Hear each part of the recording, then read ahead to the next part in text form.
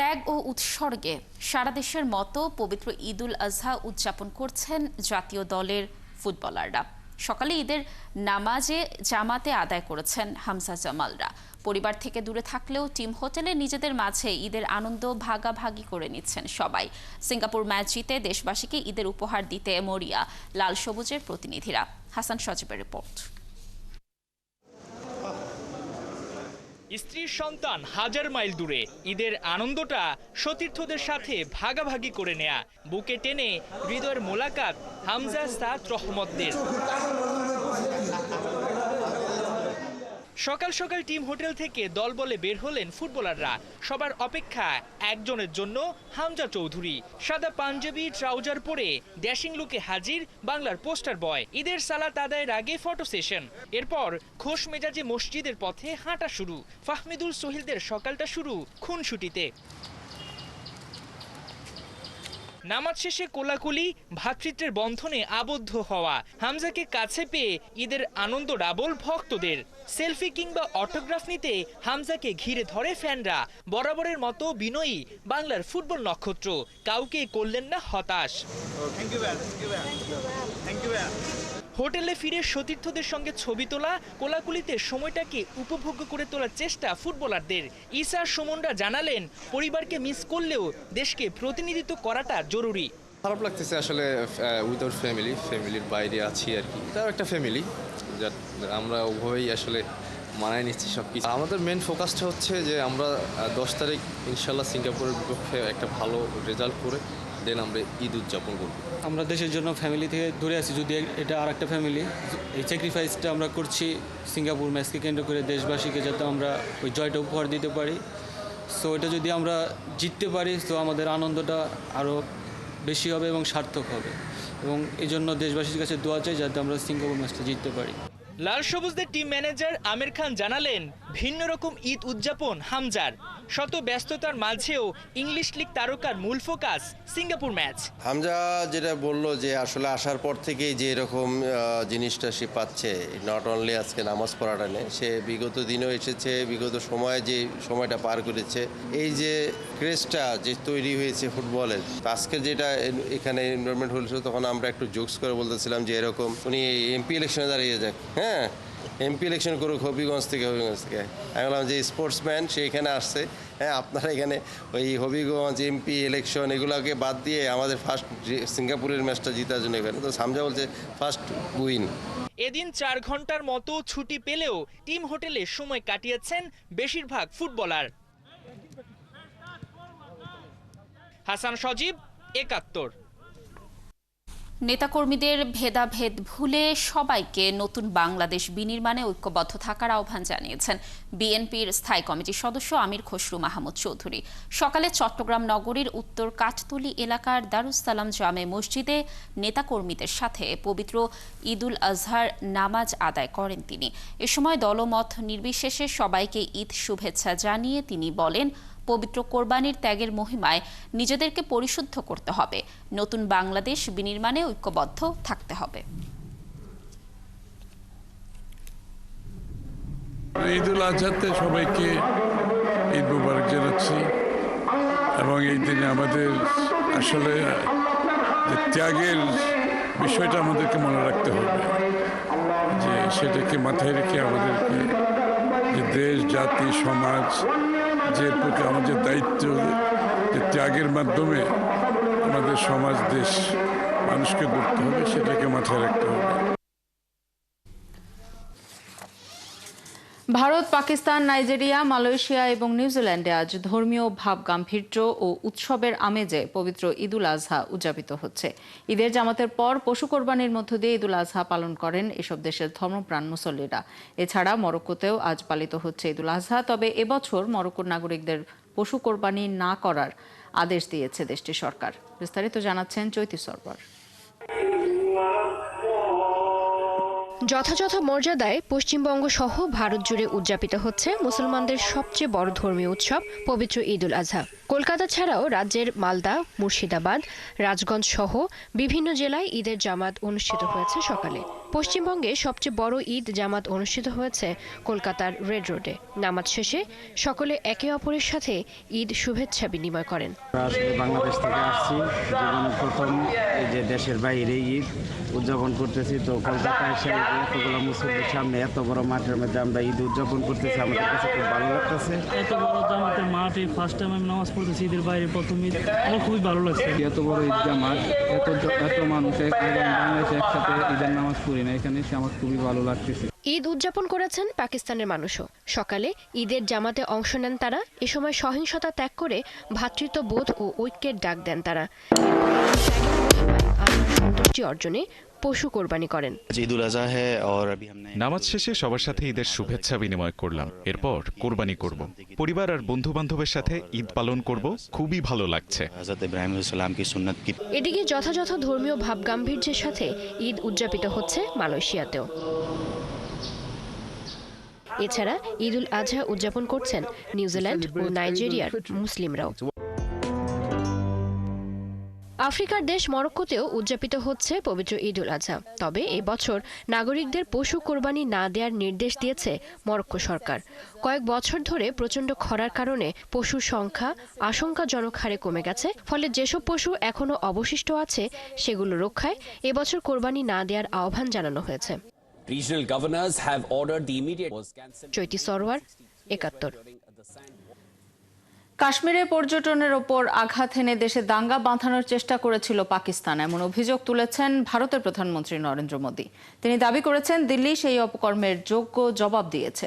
কাশ্মীর উপত্যকায় চন্দ্রভাগা নদীর ওপর বিশ্বের সর্বোচ্চ রেল সেতুর উদ্বোধন এবং পরে জম্মুর কাটরা স্টেশন থেকে দুটি বন্দে ভারত ট্রেন চলাচল শুরু করিয়ে শুক্রবার এক জনসভায় প্রধানমন্ত্রী এই মন্তব্য করেন। তিনি বলেন, পর্যটন নির্ভর অর্থনীতির ওপর হামলা চালিয়ে পাকিস্তান চেয়েছিল জম্মু কাশ্মীর সহ সারা ভারতে সাম্প্রদায়িক দাঙ্গা বাঁধাতে, কিন্তু জম্মু কাশ্মীর ও সারা দেশের মানুষ সেই চক্রান্ত ব্যর্থ করে দিয়েছে।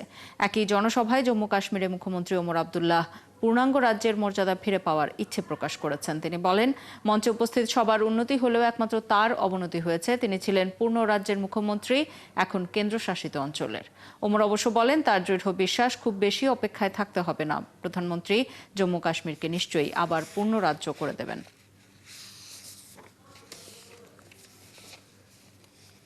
ভারতের আসাম রাজ্যে বন্যা পরিস্থিতি ভয়াবহ আকার ধারণ করেছে। সবশেষ পাওয়া তথ্য অনুযায়ী ভারী বৃষ্টি এবং ভূমিধসে অন্তত ৪৬ জনের প্রাণহানি হয়েছে। প্লাবিত হয়েছে ১৫০০-এর মতো গ্রাম। আসাম দুর্যোগ ব্যবস্থাপনা কর্তৃপক্ষ জানিয়েছে, রাজ্যের ২১টি জেলার প্রায় ৭ লাখ মানুষ ক্ষতিগ্রস্ত হয়েছেন এবারের বন্যায়। আরও জানাচ্ছেন ঋতু সাহা। বর্ষার শুরুতে আবহাওয়া নিয়ে দুশ্চিন্তা শুরু হয়েছে উত্তর পূর্ব ভারতের আসাম ও ত্রিপুরায়। সপ্তাহ জুড়ে উত্তর পূর্বাঞ্চলে ভারী বৃষ্টিপাত ও ভূমিধসের কারণে হতাহত হয়েছেন অনেকে। ভারী বৃষ্টিপাতের ফলে নতুন করে প্লাবিত হয়েছে রাজ্যের বিস্তীর্ণ এলাকা। এর পেছনে বেশ কিছু কারণ রয়েছে বলে জানিয়েছেন বিশ্লেষকরা। প্রথমত, আসাম বন্যাপ্রবণ ব্রহ্মপুত্র উপত্যকায় অবস্থিত। এটা এমন একটি অঞ্চল যেখানে বর্ষাকালে ভারী বৃষ্টিপাতের সম্ভাবনা বেশি। আয়তনের দিক থেকে বিশ্বের বৃহত্তম ব্রহ্মপুত্র নদী আসামের মধ্যে দিয়ে প্রবাহিত হয়, যার ৫০টিরও বেশি পলিমাটি ভরা উপনদী রয়েছে। ফলে পানি উপচে পড়ার এবং গতিপথ পরিবর্তনের ঝুঁকিও রয়েছে। এছাড়া সাম্প্রতিক বছরগুলোতে জলবায়ু পরিবর্তনের কারণে বন্যাপ্রবণ এই অঞ্চলে বৃষ্টিপাতের ধরনও বদলেছে। উত্তর পূর্ব অঞ্চলে ভারী আরও অনিয়মিত বৃষ্টিপাত হচ্ছে, যার ফলে আকস্মিক বন্যা দেখা দিয়েছে। এবছর আসামের বেশ কয়েকটি জেলায় মাত্র ২৪ ঘন্টায় ১০০ মিলিমিটারেরও বেশি বৃষ্টিপাত রেকর্ড করা হয়েছে, যার ফলে এরই মধ্যে ফুলে ওঠা নদীগুলো বিপদসীমার উপরে চলে গেছে। এদিকে আসামের বন্যা পরিস্থিতি এখনও ভয়াবহ বলে জানিয়েছে আসাম রাজ্য দুর্যোগ ব্যবস্থাপনা কর্তৃপক্ষ। ১৬টি জেলায় ৫৬ লাখেরও বেশি মানুষ বন্যার কারণে ক্ষতিগ্রস্ত হয়েছেন। এখানে বিশুদ্ধ পানির কোনো ব্যবস্থা নেই। বন্যার মধ্যে খাবার এবং পানি সরবরাহ করা খুব কঠিন হয়ে পড়েছে আমাদের জন্য। সব ফসল নষ্ট হয়ে গেছে, ক্ষেতগুলো প্লাবিত হয়ে গেছে। এছাড়া বন্যা পরিস্থিতি দেখতে চলতি সপ্তাহে দ্বিতীয় দিনের মতো মুখ্যমন্ত্রী হিমন্ত বিশ্ব শর্মা বরাক উপত্যকা সফর করবেন। ঋতু সাহা, ৭১। হিজবুল্লাহ নিরস্ত্র না হওয়া পর্যন্ত লেবাননে বোমাবর্ষণ চলবে বলে সতর্ক করেছে ইসরায়েল। শুক্রবার দেশটির পররাষ্ট্রমন্ত্রী ইসরায়েল কাদস এক বিবৃতিতে এই হুঁশিয়ারি দেন। ইসরায়েলের পররাষ্ট্রমন্ত্রী বলেন, হিজবুল্লাহকে নিরস্ত্র না করলে ইসরায়েলি সেনাবাহিনী লেবাননে বোমাবর্ষণ চালিয়ে যাবে। তেল আবিবের নিরাপত্তা নিশ্চিত না হলে বৈরুতেও শান্তি থাকবে না, এমনকি লেবাননে কোনো শৃঙ্খলা বা স্থিতিশীলতাও থাকবে না বলে হুঁশিয়ারি দেন তিনি। বিবৃতিতে কাদস বলেন, যুদ্ধবিরতির চুক্তিগুলোকে সম্মান করতে হবে। চুক্তি অনুযায়ী যদি তা না করা হয় তাহলে ইসরায়েল কঠোর পদক্ষেপ নেবে। এর আগে ইসরায়েল দাবি করেছে লেবাননের রাজধানীতে হিজবুল্লাহর ড্রোন কারখানায় তারা হামলা চালিয়েছে, তবে এতে কেউ হতাহত হয়নি। সরকারি একটি বিলকে ঘিরে যুক্তরাষ্ট্রের প্রেসিডেন্ট ডোনাল্ড ট্রাম্পের সাথে রীতিমতো ঝগড়া শুরু হয়েছে বিশ্বের শীর্ষ ধনী ইলন মাস্কের। বর্তমান মার্কিন প্রেসিডেন্ট ট্রাম্পকে অকৃতজ্ঞ বলেও সমালোচনা করেছেন মাস্ক। সেই সাথে মার্কিন এই ধনকুবের ব্যবসায়ী দাবি করেছেন, তিনি যদি আর্থিক সহায়তা না দিতেন তাহলে 2024 সালের প্রেসিডেন্ট নির্বাচনে হেরে যেতেন ট্রাম্প। আরও জানাচ্ছেন ঋতু সাহা। মার্কিন প্রশাসন থেকে পদত্যাগের পরপরই ডোনাল্ড ট্রাম্পের কর ছাড় ও বিল ব্যয় নিয়ে সমালোচনা শুরু করেছেন ইলন মাস্ক। গেল মঙ্গলবার বিলটিকে জঘন্য বলে উল্লেখ করে তা বাতিলেরও আহ্বান জানান মাস্ক। তিনি বলেন, এই বিল দেশের বাজেট ঘাটতি বাড়াবে। এদিকে বৃহস্পতিবার ওভাল অফিসে মাস্কের এই মন্তব্যের জবাব দেন ট্রাম্প। বলেন, ইলনের এমন কথায় হতাশ তিনি, ফলে তাদের সম্পর্ক আর আগের মতো থাকবে না। পরে সামাজিক যোগাযোগ মাধ্যমে মাস্ককে ব্যতিগ্রস্ত বলেও অভিহিত করেছেন ট্রাম্প।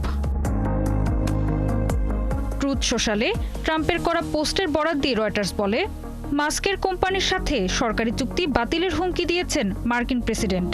লিখেছেন, বাজেটে শত শত কোটি ডলার সাশ্রয়ের উপায় হলো ইলনের সাথে সরকারি চুক্তি ও ভর্তুকি বাতিল করা।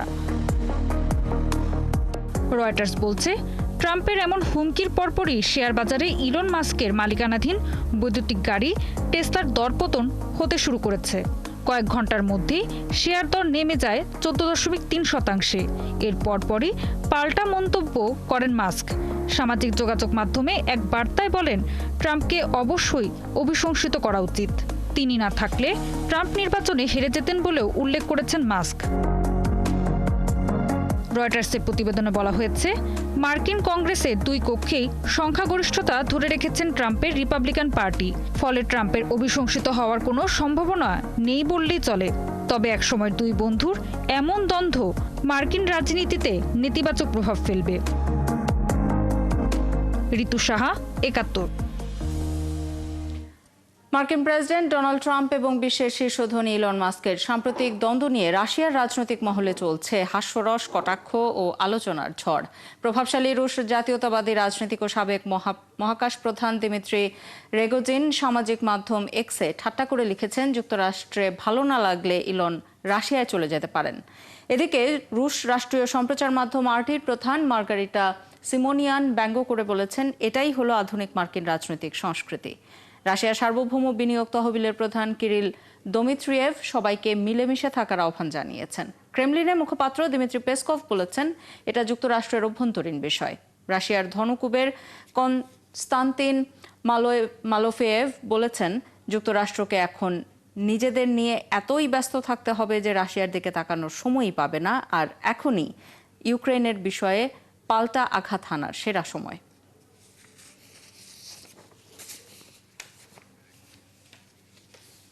রাশিয়ার বিরুদ্ধে নতুন করে নিষেধাজ্ঞা দেওয়ার বিষয়ে এখনো সিদ্ধান্ত নেননি মার্কিন প্রেসিডেন্ট ডোনাল্ড ট্রাম্প। শুক্রবার তিনি বলেন, প্রয়োজন হলেই রাশিয়ার বিরুদ্ধে নিষেধাজ্ঞা দেবেন তিনি। ইউক্রেনে যুদ্ধ চালিয়ে যাওয়ায় মার্কিন সেনেটে রাশিয়া এবং রাশিয়ার সঙ্গে বাণিজ্য চালিয়ে যাওয়া দেশগুলোর বিরুদ্ধে নিষেধাজ্ঞা দেওয়ার বিষয়ে আলোচনা চলছে। শুক্রবার সকালে রাশিয়ার হামলায় ইউক্রেনে 6 জন নিহত হওয়ার বিষয়ে সাংবাদিকদের প্রশ্নের উত্তরে ট্রাম্প জানান, ইউক্রেনই রাশিয়াকে হামলা চালিয়ে যাওয়ার সুযোগ দিচ্ছে। ইউক্রেনের রাজধানী কিয়েভ এবং অন্যান্য অঞ্চলে কয়েকশো ড্রোন ও মিসাইল দিয়ে বিশাল হামলা চালিয়েছে রাশিয়া। এতে নিহত হয়েছেন 4 জন, আহত হয়েছেন আরও 20 জন। তার মধ্যে 16 জনকে ভর্তি করা হয়েছে হাসপাতালে। রাজধানী কিয়েভ ছাড়াও লুৎস্ক শহর এবং তেরনোপলি শহরে আঘাত এনেছে রাশিয়ার ড্রোন মিসাইল। রুশ প্রতিরক্ষা মন্ত্রণালয়ের দাবি, ইউক্রেনের সন্ত্রাসী হামলার জবাবে এই হামলা চালানো হয়েছে। এছাড়া সব হামলাই ইউক্রেনের সামরিক অবকাঠামো লক্ষ্য করে হয়েছে বলেও জানিয়েছে রুশ প্রতিরক্ষা মন্ত্রণালয়। রুশ বাহিনীর হামলায় কিয়েভের একটি আবাসিক ভবন ক্ষতিগ্রস্ত হয়। উদ্ধার তৎপরতা অব্যাহত রয়েছে ক্ষতিগ্রস্ত এলাকাগুলোতে। এছাড়া রেললাইন ক্ষতিগ্রস্ত হওয়ায় শহরটির ট্রেন চলাচলেও বিঘ্ন ঘটেছে। যুক্তরাষ্ট্রের ক্যালিফোর্নিয়া অঙ্গরাজ্যের লস অ্যাঞ্জেলেস শহরে অবৈধ অভিবাসীদের ধরপাকড়ের বিরুদ্ধে ব্যাপক বিক্ষোভ হয়েছে। সম্প্রতি যুক্তরাষ্ট্রের রেকর্ড সংখ্যক অভিবাসী আটকের ঘটনায় ক্ষোভ জানাতে রাস্তায় নেমে আসেন শত শত আন্দোলনকারী। পরে রাতের আধারে তাদের ছত্রভঙ্গ করার চেষ্টা করে স্থানীয় পুলিশ। বিক্ষোভকারীদের লক্ষ্য করে টিয়ার গ্যাস ছোড়ে এবং লাঠিচার্জ করে তারা। পরে বিক্ষোভকারীরাও পুলিশকে লক্ষ্য করে পাল্টা ইট পাটকেল ছোড়ে। এ সময় দুপক্ষের মধ্যে ব্যাপক সংঘর্ষ হয়। কর্তৃপক্ষ জানিয়েছে ওই সমাবেশটি অবৈধ হওয়ায় সেখানে অবস্থান করা প্রত্যেককে গ্রেপ্তার করা হতে পারে। এর আগে গত মঙ্গলবার একদিনে 2200-র বেশি অভিবাসীকে আটক করে মার্কিন পুলিশ, যা দেশটির ইতিহাসে নজিরবিহীন। চাঁদে বেসরকারি মিশনে আবারও ব্যর্থ হলো জাপানি মহাকাশ কোম্পানি আইস্পেস। শুক্রবার সকালে তাদের দ্বিতীয় চন্দ্র ল্যান্ডার রেজিলিয়েন্স নির্ধারিত অবতরণকালে চাঁদের মাটিতে ভেঙে পড়ে বলে জানিয়েছে কোম্পানিটি। রেজিলিয়েন্স ব্যর্থ হওয়ার মাধ্যমে জাপানের বেসরকারি মহাকাশ অনুসন্ধানে আবারও অপেক্ষা করতে হবে কয়েক বছর। টোকিও ভিত্তিক এই কোম্পানিটি বলছে, ল্যান্ডারটি চাঁদের পৃষ্ঠের উচ্চতা সঠিকভাবে পরিমাপ করতে না পারায় নির্ধারিত গতিতে অবতরণে ব্যর্থ হয় এবং এর সঙ্গে যোগাযোগ বিচ্ছিন্ন হয়ে যায়। 2023 সালেও আইস্পেসের প্রথম চন্দ্র ল্যান্ডার একইভাবে দুর্ঘটনার শিকার হয়। 2027 সালে যুক্তরাষ্ট্রে নির্মিত বড় আকারের তৃতীয় ল্যান্ডার পাঠাতে চায় আইস্পেস।